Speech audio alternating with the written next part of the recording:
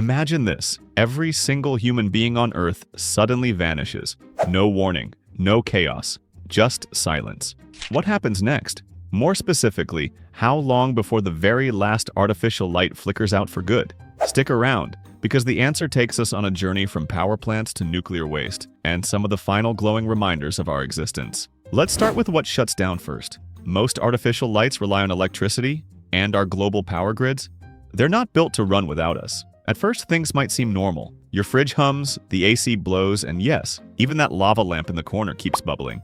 But without humans keeping things running, fossil fuel plants, which provide the bulk of our electricity, start to shut down fast. Why? Because they need a constant supply of fuel, and that fuel comes from supply chains run by people. No people, no deliveries, no power. So what happens when these power plants go offline?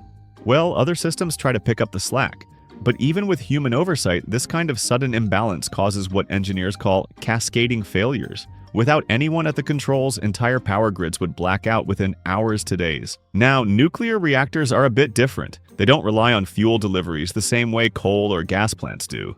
In fact, one reactor operator told me that if a reactor goes into low power mode, it could run for years. Sounds promising, right? But here's the catch. These reactors are designed to shut down automatically at the first sign of trouble.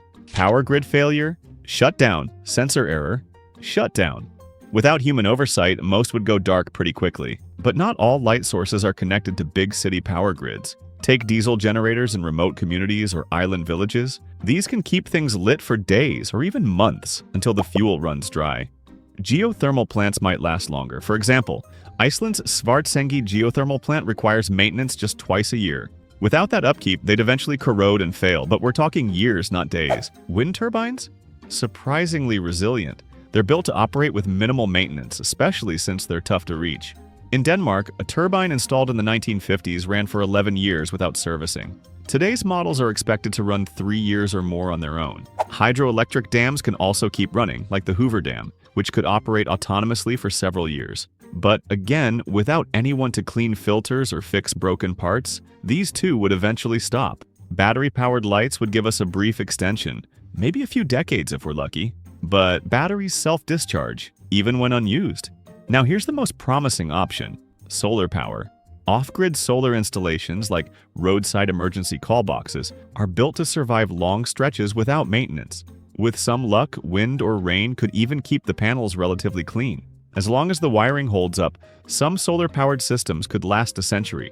That makes them a top contender for Earth's final artificial light. But if we're talking about the last light source to fade, there's one more bizarre contender: radioactive waste. It doesn't glow in the way cartoons might have you believe. The glow, called Cherenkov radiation, appears when radioactive particles move through certain materials like water or glass, creating that signature blue light. Some waste, like cesium-137, is mixed with glass and stored in solid blocks. In total darkness, these blocks emit a faint blue glow. And thanks to a 30-year half-life, even after 200 years, they'll still be glowing. Dimly, but surely. So, centuries from now, deep in sealed vaults and buried storage sites, the faint blue light of our nuclear legacy might be the last sign that we were ever here. A quiet, eerie reminder of the incredible power and unintended permanence of human technology. If this kind of what-if fascinates you, don't forget to hit the like button and subscribe for more thought-provoking science and future scenarios. And let me know in the comments, which light do you think would last the longest?